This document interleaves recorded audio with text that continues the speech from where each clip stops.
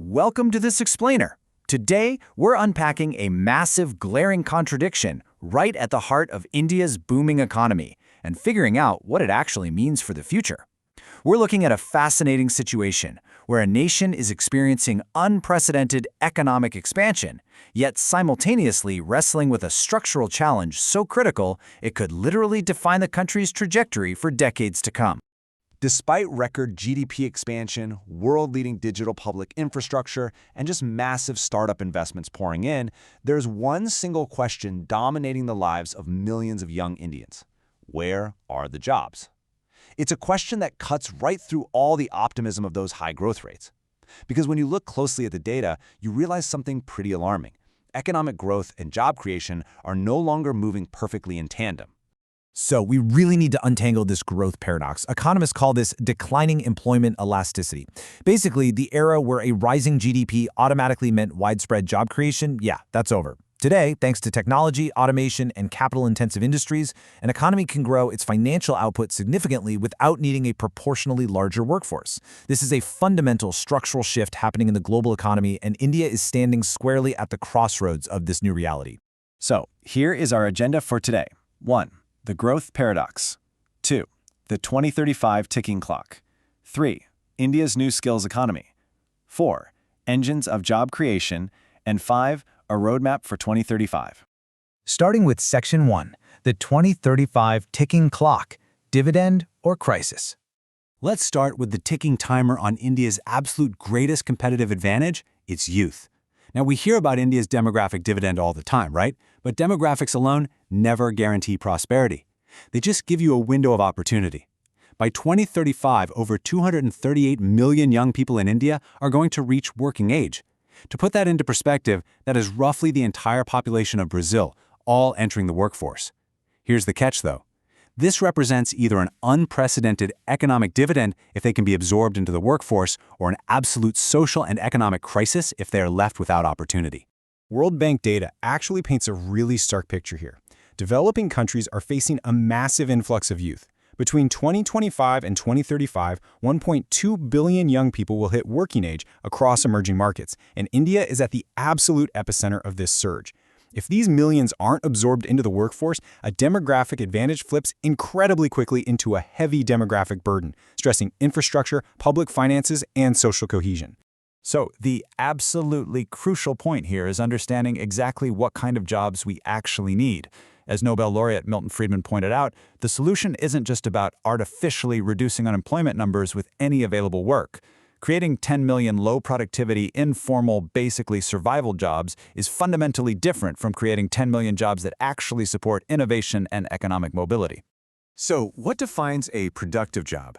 Well, it's one that pulls a worker completely out of low productivity, informal survival work and plugs them directly into a thriving, taxable, and upwardly mobile economy. We're talking about the jobs that generate higher incomes, encourage further investment from businesses, and ultimately increase the tax revenues needed to fund public infrastructure. That is the caliber of employment that actually drives national development.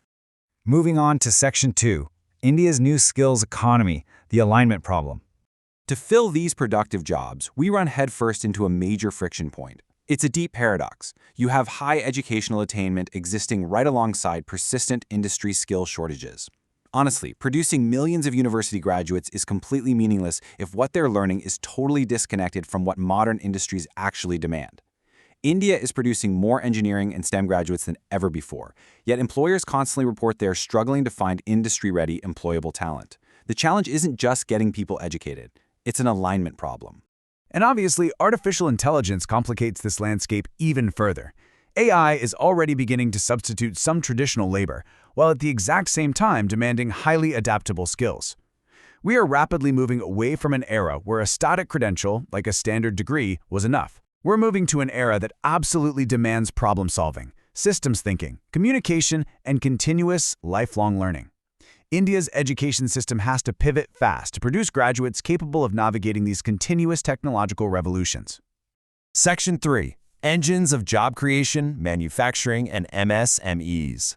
So if degrees alone aren't the silver bullet, and tech is totally shifting the landscape, where exactly will these millions of productive jobs actually come from? Well, instead of only looking at billion-dollar corporate mega factories, the ones that grab all the flashy headlines, we really need to ask a much more decentralized question. How do we incentivize hiring across the broader everyday economy? The true engine of employment isn't just the government or massive multinationals. It's the millions of smaller businesses deciding whether or not they can afford to expand.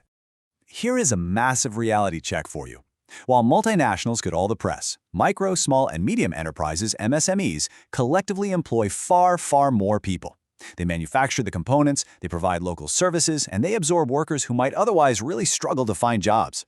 Policies that help a single, local MSME hire its 10th employee quietly generate far more widespread national employment than policies helping one multinational hire another 100. Supporting MSMEs absolutely must be viewed as a core national employment strategy. And we really can't ignore manufacturing. Digital services are amazing, but manufacturing creates an entire ecosystem of jobs, from logistics and construction to local suppliers. Initiatives like India's Production-Linked Incentive, or PLI schemes, are a fantastic start. But industrial policy has to pivot. We need to stop just asking, how much investment will this factory bring? And start asking, how many productive jobs will it create? Employment intensity literally has to become the core metric of industrial success. Which brings us to Section 4, a roadmap for 2035 structural solutions. With that 2035 deadline looming, isolated short-term schemes just aren't going to cut it. India needs a structural overhaul, and the World Bank actually offers a really clear sequential roadmap for this. It rests on 3 pillars. First, invest heavily in foundational physical and human infrastructure.